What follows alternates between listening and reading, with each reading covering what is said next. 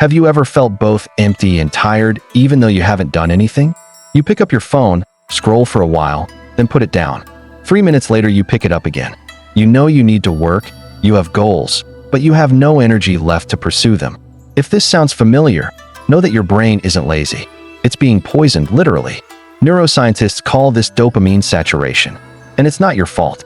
It's an inevitable consequence of living in a world designed to hijack your brain's reward system. This article will give you 5 facts about dopamine detox that most people misunderstand. By the time you finish reading, you'll know exactly what to do to regain your focus and energy. 1. Dopamine isn't the enemy. When you receive the reward is the real problem ***. Many people think dopamine is an addictive substance that needs to be eliminated. They try to detox to bring dopamine down to 0. This is not only wrong, but dangerous. Dopamine is what makes you want to get out of bed in the morning.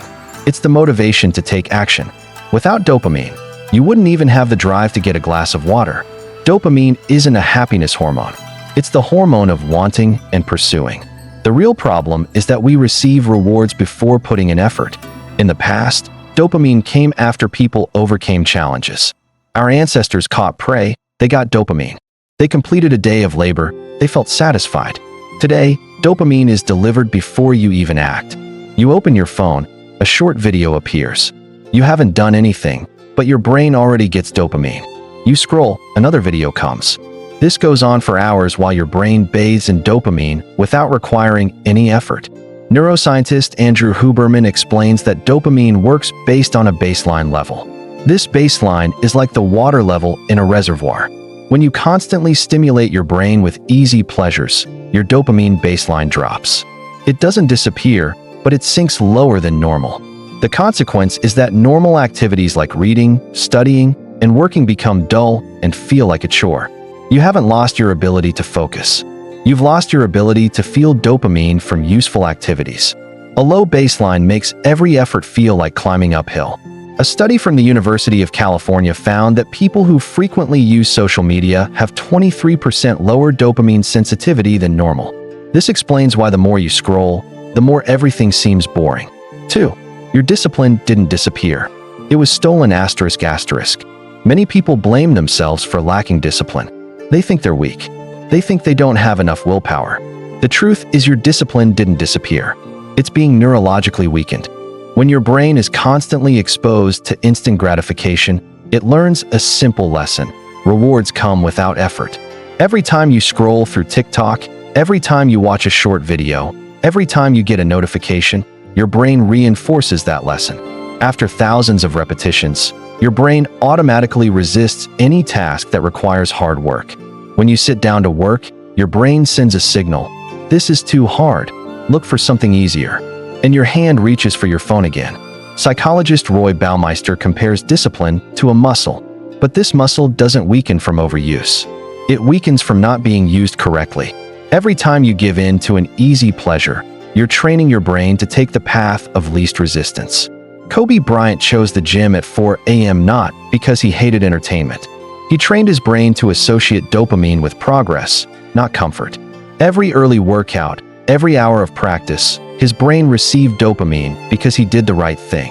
An experiment at Stanford University showed that people who can resist distractions during the first 30 minutes of their workday are 47% more productive than those who check their phone immediately after waking up. The first 30 minutes shape how your brain operates for the entire day. 3. Tolerating boredom is the goal, not avoiding it. Human instinct is to run from boredom. When you feel empty, you reach for your phone. When waiting in line, you scroll through news feeds. When there's nothing to do, you open videos. You think you do this for pleasure. The truth is you do it because you can't stand the discomfort inside. We don't scroll social media because it's interesting. We scroll because it kills the emptiness. But the price is high.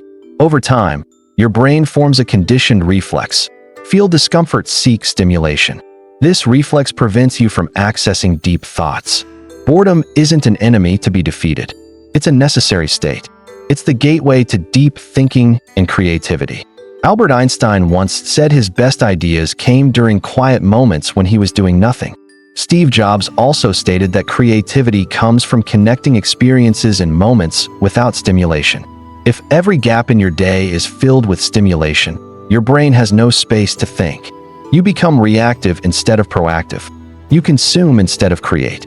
A survey from the University of Virginia found that 67% of participants chose to give themselves mild electric shocks rather than sit alone in a room for 15 minutes with their own thoughts. They preferred physical pain over facing their inner emptiness. This shows how afraid we are of stillness. 4. The most successful people don't detox dopamine. They orchestrate it. You might think successful people like Elon Musk or Bill Gates have iron discipline and never fall into easy pleasures. The truth is more complex. The most successful people don't eliminate dopamine. They use it strategically. They know dopamine is energy, and they choose to spend that energy on important things. Elon Musk is known for staying up late playing games and posting controversial tweets. But he doesn't do this all day. He spends most of his time on work and only uses entertainment as controlled reward. The secret lies in knowing when to say yes and when to say no. You don't need to quit social media entirely. You need to control when and how often you use it. A 20-year Harvard study tracking 1,000 people found that the most successful weren't those with the strongest discipline. They were people who created work environments that eliminated temptation, so they didn't need willpower. They put their phones in another room while working. They turned off notifications. They used website blockers. They didn't fight temptation. They removed temptation from sight. 5. The emptiest moment is actually a sign you're recovering. When you start a dopamine detox, the first day might be easy. The second day is okay. But on the third or fourth day, a strange feeling appears. You feel empty. You feel dull. You feel like you've lost something familiar. This is the most dangerous moment. This is when 80% of people quit.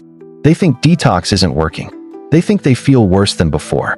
They go back to old habits. Dr. Anna Lemke, author of Dopamine Nation, explains that this is when your brain is rebalancing itself. Imagine your brain as a room that's been partying for years. Loud music, flashing lights, constant stimulation. When you stop providing stimulation, the room becomes silent. That silence might make you uncomfortable. You're so used to noise that stillness becomes scary. But this is exactly when your brain begins healing. Dopamine receptors are regenerating. The dopamine baseline is being reset. This process takes time.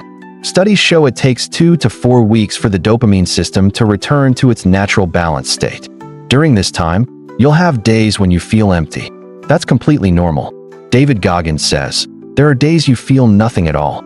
And those are the days you're building the foundation. Emptiness isn't punishment.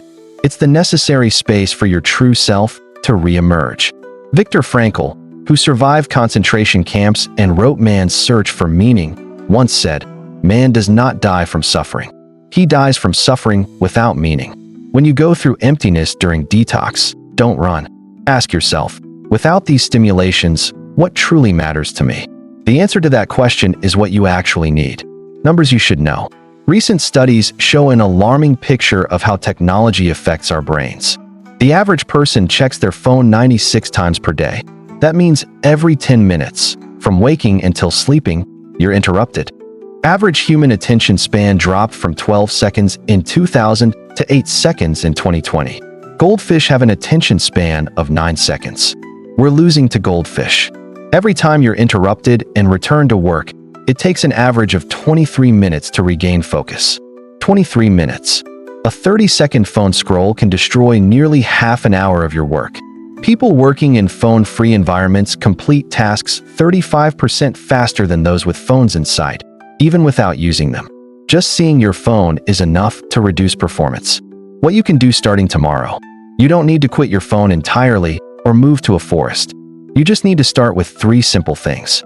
1. Don't touch your phone for the first 30 minutes after waking. This is when your brain is most vulnerable. If you start your day with easy dopamine, you'll chase it all day. Instead, drink water, read a few pages, or just sit still. 2. Turn off all unnecessary notifications. Every notification is a dopamine hit. It pulls you out of what you're doing and costs you 23 minutes to return. The average person receives 65 notifications daily. That means you lose nearly 25 hours each month just regaining focus after being interrupted by meaningless alerts. 3. Spend 15 minutes each day doing nothing. Sit still, no phone, No books, no music, just you and your thoughts. At first, it will be uncomfortable, but this is exercise for your brain. Just as muscles need training to grow stronger, your brain needs practice tolerating stillness. What you'll notice, after 1 week, you'll feel less restless. You can sit and work longer without wanting to reach for your phone. After 2 weeks, boring tasks like washing dishes or cleaning become more bearable. You start finding relaxation in quiet moments. After 1 month, you'll realize you can read for hours without losing focus. New ideas start appearing. You feel like you're controlling your life instead of being controlled by clicks. After 3 months, you won't recognize your old self. Things that once seemed addictive now feel dull. You can scroll a few minutes and easily put it down. You've regained control. Summary: regaining control of your brain isn't about harsh deprivation. It's about restructuring your relationship with effort and reward. The goal is to clean the house, not destroy it. A clean brain doesn't make life perfect, but it makes life clear. It helps you become yourself again, before the world pulled you too far away. When the noise in your head settles, what will you hear? When no one tells you what to think, what will you think? When there's nothing left to scroll, what will you do? The answers to these questions define who you are, and you'll only find them in stillness.